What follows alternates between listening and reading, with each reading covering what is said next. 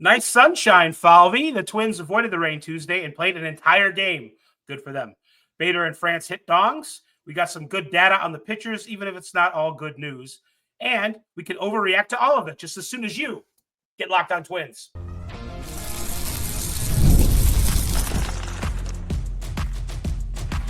You are Locked On Twins, your daily Minnesota Twins podcast. Part of the Locked On Podcast Network, your team every day.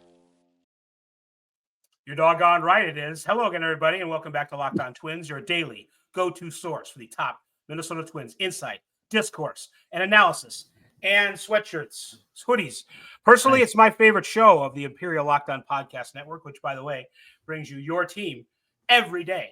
Don't forget to hit like and subscribe where applicable. I'm Dave Brown, an MLB writer since the Twins had Mike Morgan and Bob Tewksbury in their rotation. What were they doing? But they also had two Hall of Famers in their lineup. I'm not going to tell you who they are. You have to guess. The duality of Twins. I'm also a BBWA member and a Hall of Fame voter. Across the Great Plains of cyberspace is Brandon Warren, who was born unto this earth the same year that Tom Kelly became Twins manager. Brandon was a Twins fan who became a Twins writer, and now he's both, as the site expert at Puckett's Pond, a blog about the Twins. You should check out Brandon's written work and mine at Puckett's Pond to supplement your Locked On Twins coverage. Today's podcast delves into what happened today at Twins camp, which includes details from a 5-4 victory against the Yankees. Those are always nice. SWR did what he does. Harrison Bader and Ty France continued to look rejuvenated. Matt Wallner is killing the ball so far. We'll also review the rain-shortened canceled game from Monday, where other things happen too, even if there's no record of them happening in the statistics. Chris Paddock, for example, pitched 2 innings, even though the proof is hard to find. Here's a reminder. Today's show is brought to you by myself and Brandon. Hi, Brandon. Hi. How's it going? It's going okay.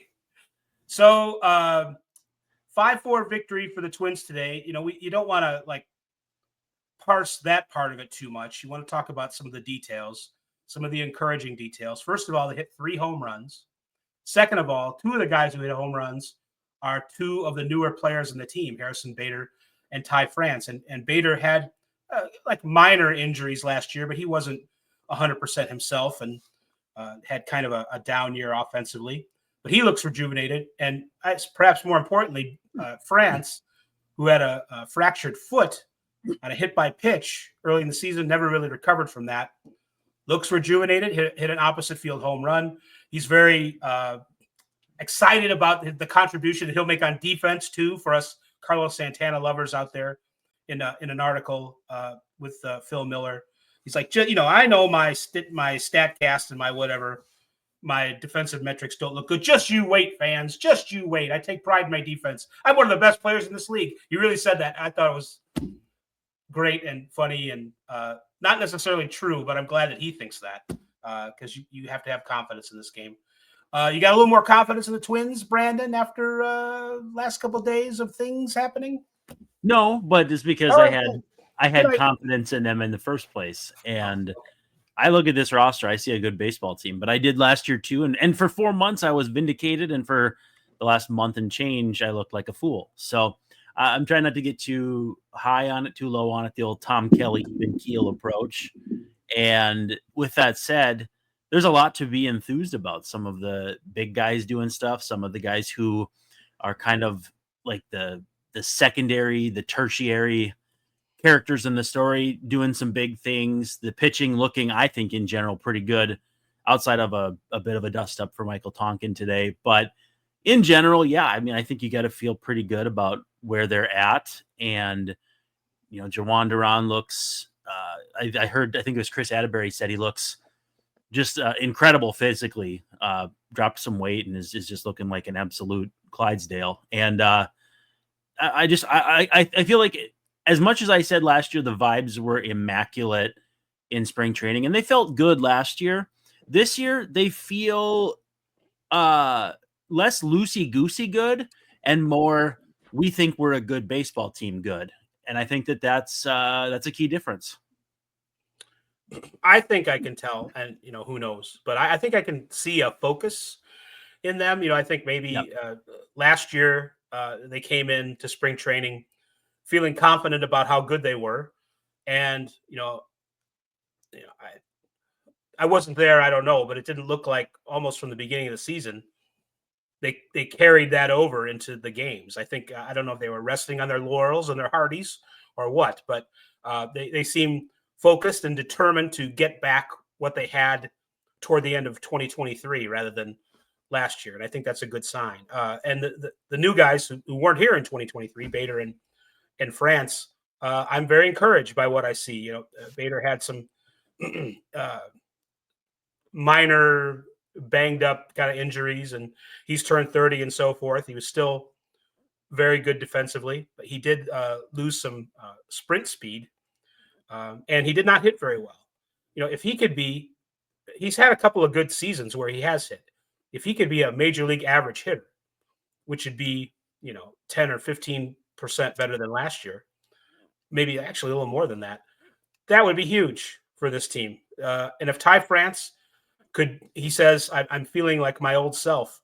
If he played like his old self, like 2022 Ty France, 2021, first half of 23 maybe, that would be amazing. If he was also a solid contributor on defense, which going back a few years before he started to get hurt, he was. He's confident in his defense. If that comes to fruition, that's a great sign. So I like those signs. And I like Simeon Woods Richardson today. It did look kind of like last year, and that's neither a compliment nor a detraction. But he did the things that he does, Rocco said. So it was good enough. And his takeaway, Richardson, is that he wants to have enough gas in the tank to get through an entire season. And I think that's definitely one way to improve, to have some ammunition there for the final month. Because we know that the Twins, when it came down to that final month, a lot of guys looked like they were out of gas. So hopefully this is the early stuff from camp here is an indication of what we're going to get.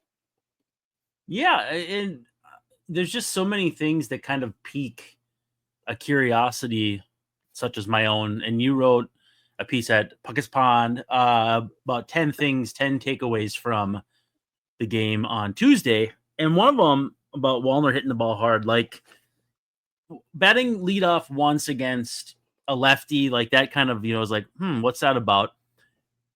But now I'm kind of like wondering, is this going to be a thing? Because it's not, like, as I stated in the article I wrote on Puckett's Pond, it's not crazy from a gets on base and sees pitches standpoint. Certainly hitting leadoff home runs to score just one run instead of 2, 3, 4 or whatever, that maybe that figures into it a little bit. But I would say, like, if they were to decide who was going to hit leadoff and they landed on Wallner, I think it would be an interesting decision. But I also think it would make some sense. You'd get the old heads and the naysayers being like, okay, great job. That's a really stupid move. But I'm curious if this has legs. Do you think it has legs? It might have legs. I think a lot of times when you see in spring training, managers put certain batters at the top of the order, certain guys like Wallner, it isn't so much to prepare them to hit leadoff or whatever when the regular season starts, but it's to maximize their plate appearances. And, you mentioned it appeared that Rocco really wanted to get him some action against Sale, and to ensure that he let him off rather than waiting to hit him seventh or something.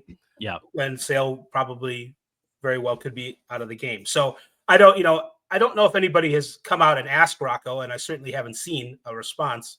If they did, are we being set up here for Wallner to be the leadoff man?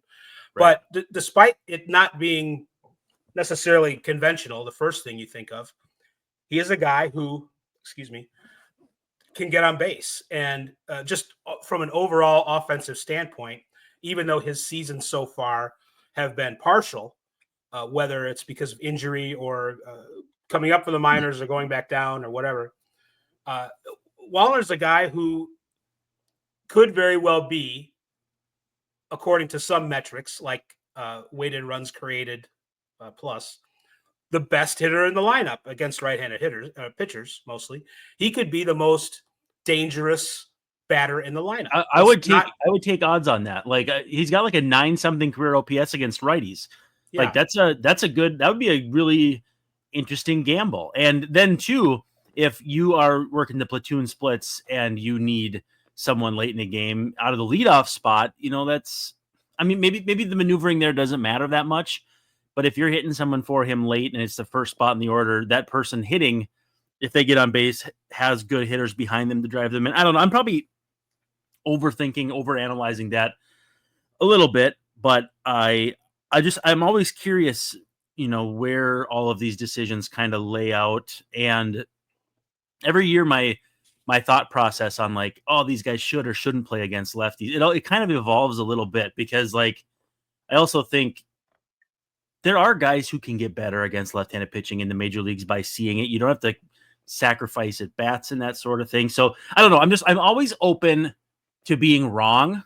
And so I'm just curious, like, what am I missing? What am I thinking I'm seeing, but not seeing when it comes to Wallner leading off and what that looks like throughout the course of a game if a lefty comes in, or, if a lefty comes in, but a team has a right-handed closer and that you'll probably get to see that righty later in the game. So I kind of like to mine the spring training games for stuff like that. Another thing I like to do is more read between the lines of, like, for instance, Mike Ford is not playing with any of the main, like he seems to be firmly entrenched in the not a candidate for opening day roster situation. Yeah. And what's funny is, granted, it was before they signed Ty France, but there were a lot of people wondering out loud, like, is he going to be the DH? Is he going to be first baseman? And I think this shows that he was never even in consideration for that sort of thing. And it would have been, maybe if he hits 6 home runs in the spring, he forces his way as the 26th man. But I think we just got caught up in another, is this the opening day blank? Whereas I think Mike Ford is more, he's going to St. Paul if he doesn't opt out, and who knows?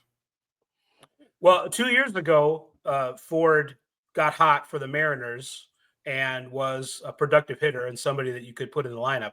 Other than that, than those moments in that season, 23, he hasn't really shown that. He's shown the ability to conquer AAA, and then other than that short time with the Mariners, not really get it in the majors. So he's a guy that's some insurance and a body, and like you say, maybe ticketed for St. Paul if he doesn't have any other. He definitely has the look of someone who should go to the KBO and hit like 48 home runs, like Eric Thames style or Thames style.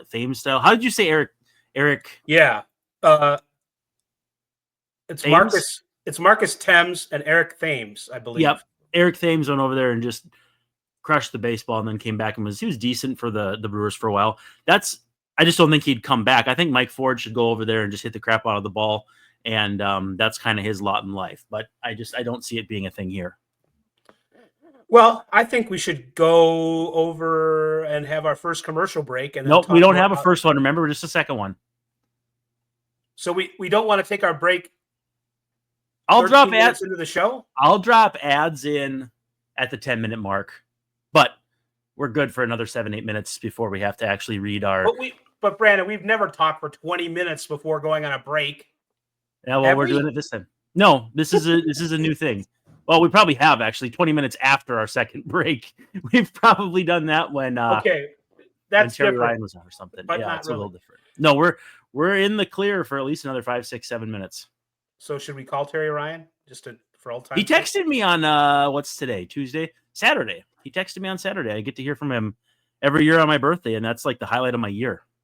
I want to hear from Terry Ryan about why Bob Tewksbury and Mike Morgan were both in the starting rotation in 1998. What was going on? Threw a crap load of strikes, though. I mean, he was like the precursor to Brad Radke, I think. Well, and Brad Radke was the current cursor leading that staff. So that was. He would have been on that team too. That's right. Yeah, was that 98? Did he win 22 or 20 games in 97 or 98? I don't know. Maybe 99. I got 86 called up for you. Thank you. That was Matt Lawton's really good year too. 97. Yep, 97.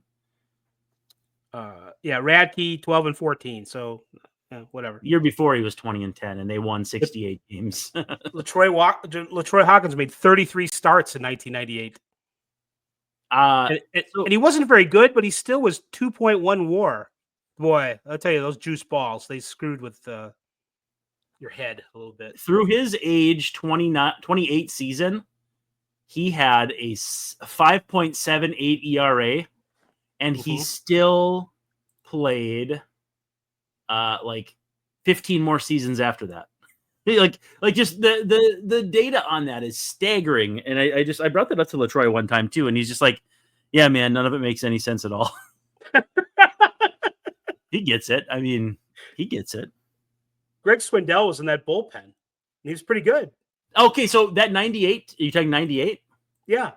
So 98 was the year that they got perfect gamed by David Wells, right? And yes. So the thing that I did, I wrote this big, long, rambling story for the 20th anniversary of it.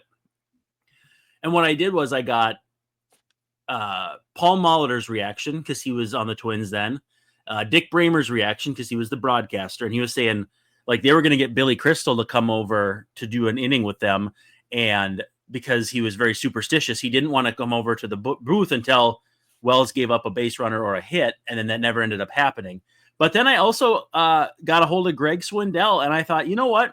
A fun angle for this story would be, what are you thinking out in the bullpen? Because you're not in the dugout kind of keeping up with this. The vantage point from the bullpen is totally different.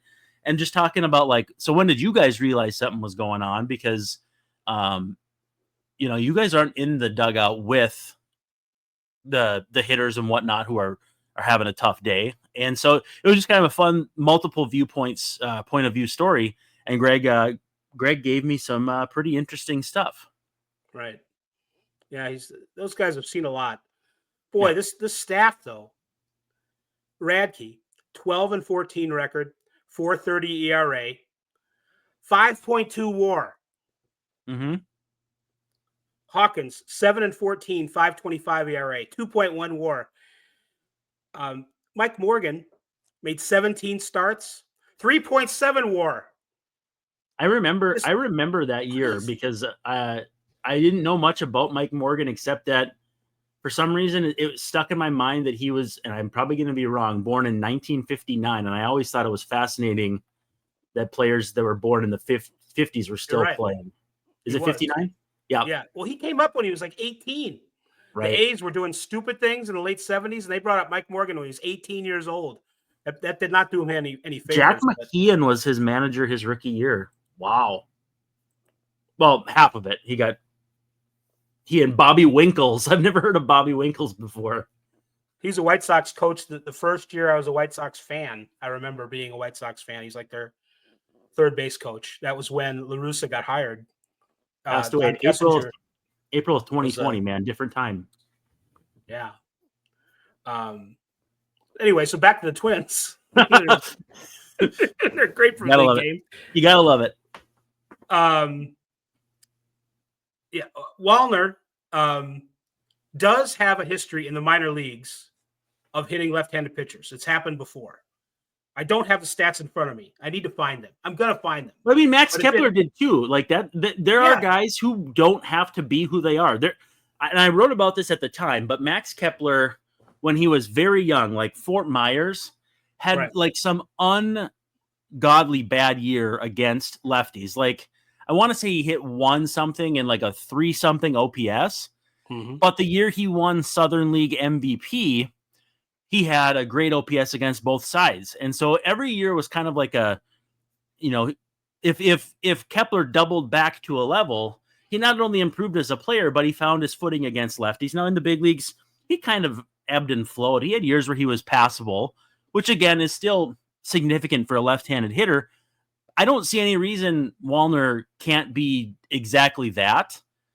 But at the same time, the key difference between those two guys is strikeout rate. And I don't know how much that plays into it because he's more of a swing and miss guy in general than Kepler ever was. So I think the talent is there to hit lefties if he's afforded those opportunities. And again, if this offense performs as it should, if you're leading 7-2 in the 7th inning and someone brings in a lefty, you let him face that lefty because there's no reason to pinch hit for him.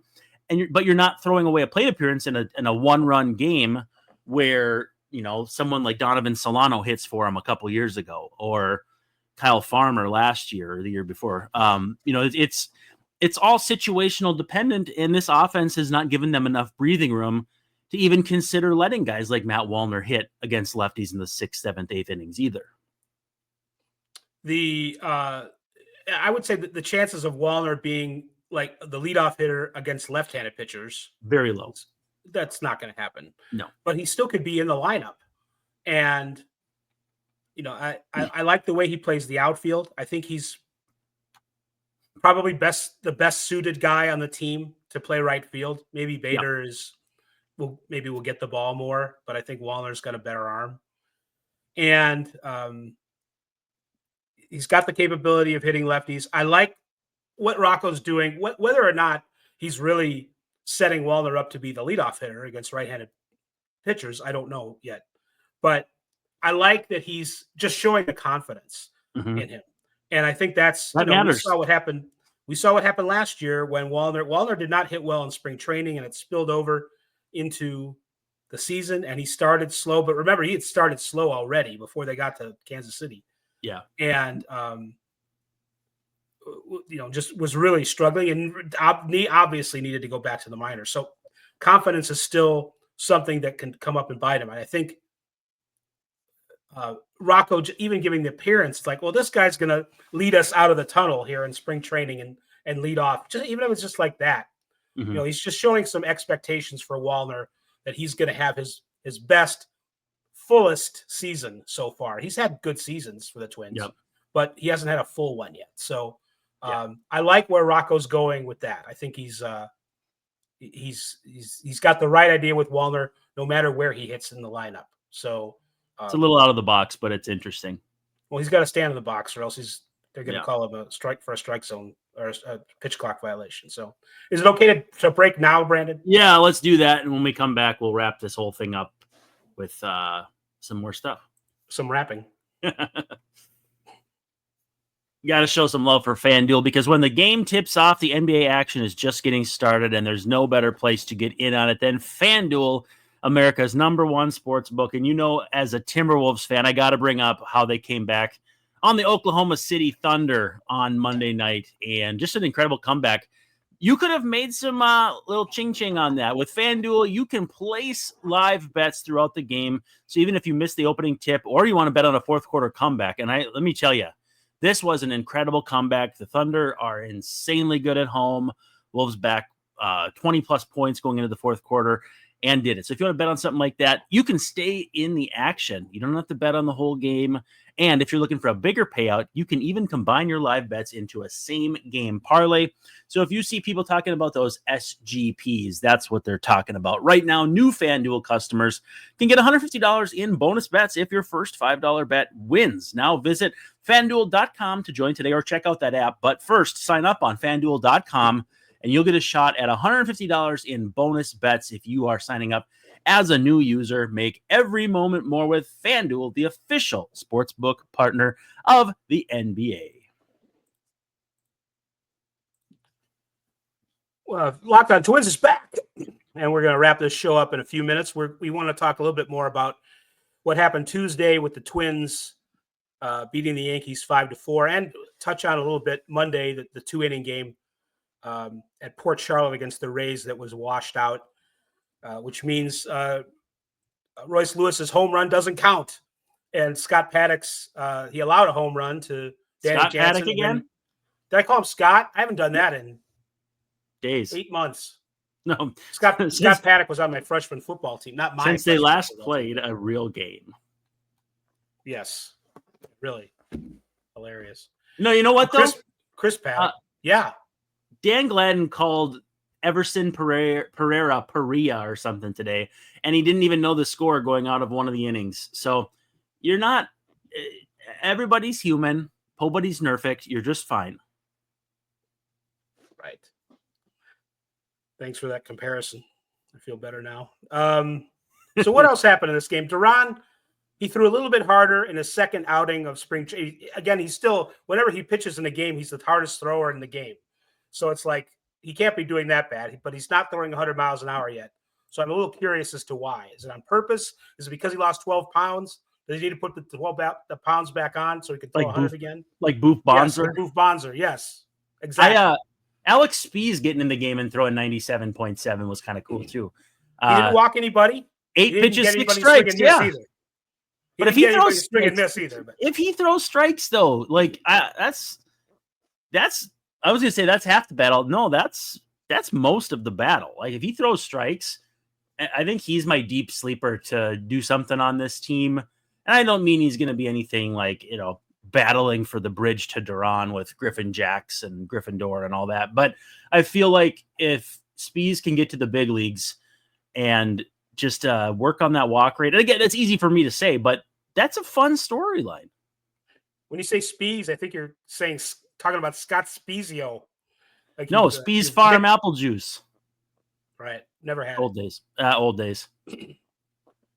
What else happened in this game? I'm overreacting a little bit. What are we overreacting to, Brandon? We're overreacting to Topa's sinker not being very fast. He did throw 9 of 12 pitches for strikes, and he allowed a hit, struck out a guy in a scoreless 4th inning. So that was better than his outing Saturday. He only got 1 miss, though, on 7 swings overall, and the sinker velocity maxed at 93.6 and averaged 92.7, which is faster than last year. Well, so that's good. Yeah. But it's still, when he was good with the Mariners 2 years ago, he was throwing 95. So I don't know if that means he can't be good, but I just don't.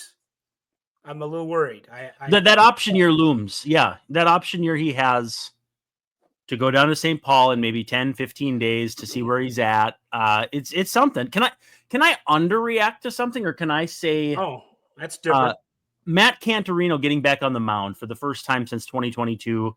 No matter, like you wrote Nuke LaLoosh or Ricky Vaughn, just being out there. I would love to have been in the clubhouse afterward just to ask him how that felt. Because one, I mean, I already know he's a good dude and he's been through a lot, but it has to be so gratifying to pitch in any meaningful game.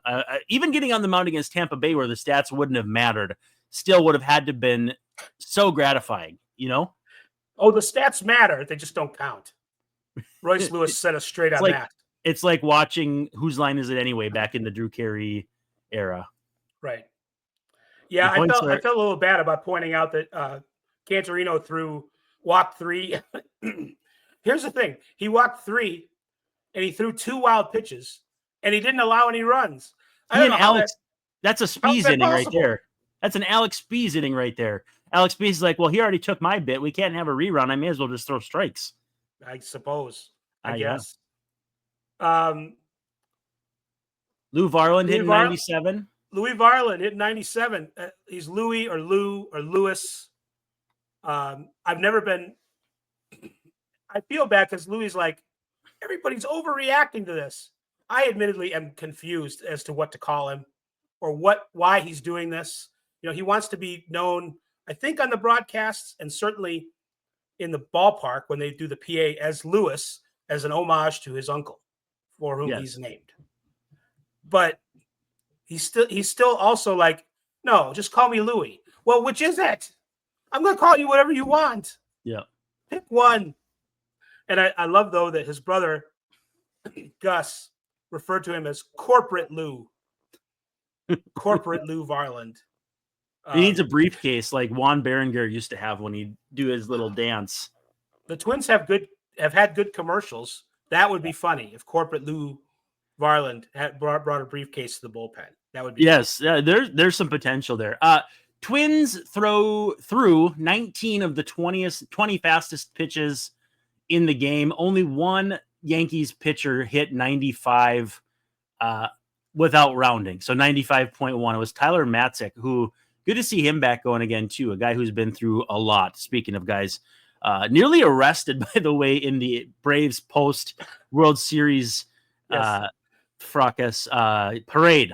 And so that's always a fun little one. But yeah, Twins coming out throwing some darts between Duran, Varland, and Mr. Spees. So we're obviously watching velocity and we have unprecedented access to it. The more StatCast gets kind of ingrained into our lexicon, but it's just more data points that we can look back on and say, hey, this guy wasn't throwing hard in the spring and then hit real games and started throwing hard.